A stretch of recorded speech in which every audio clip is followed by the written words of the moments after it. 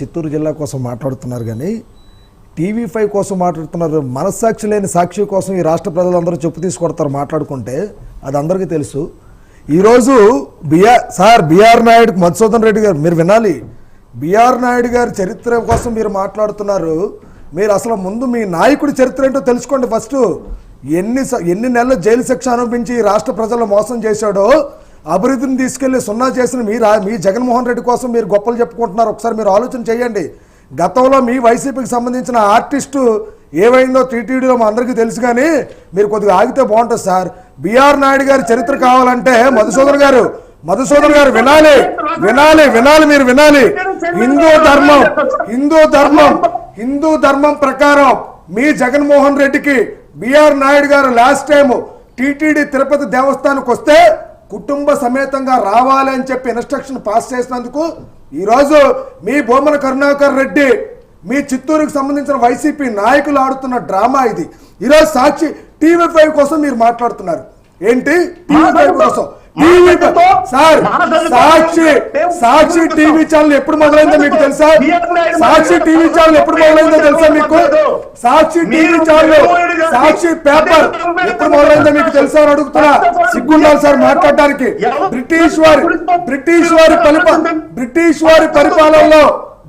వారి పరిపాలనలో ఆంధ్ర రాష్ట్రానికి కాదు, రాష్ట్ర ముఖ్యమంత్రి పదవి అంత విలువైన పదవి.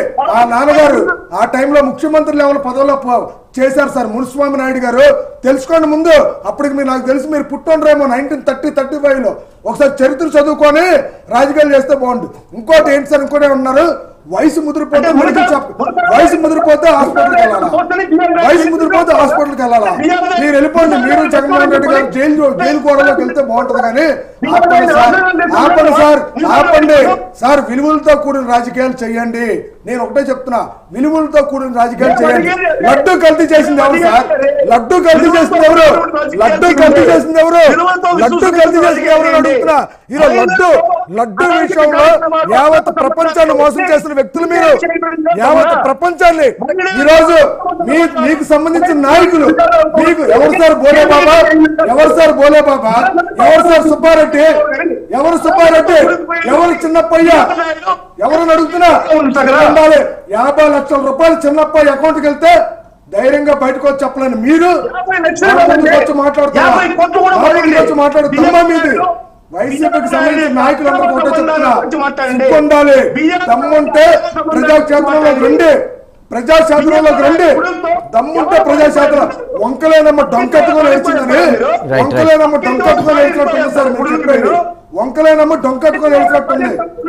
ఆపండి సార్, ఆపండి మధుసూదన్ గారు, ఆపండి అని చెప్పాడు కదా. చిత్తూరు గట్ట మీద పాలిటిక్స్ చేయాలంటే రండి, బయటికి రండి.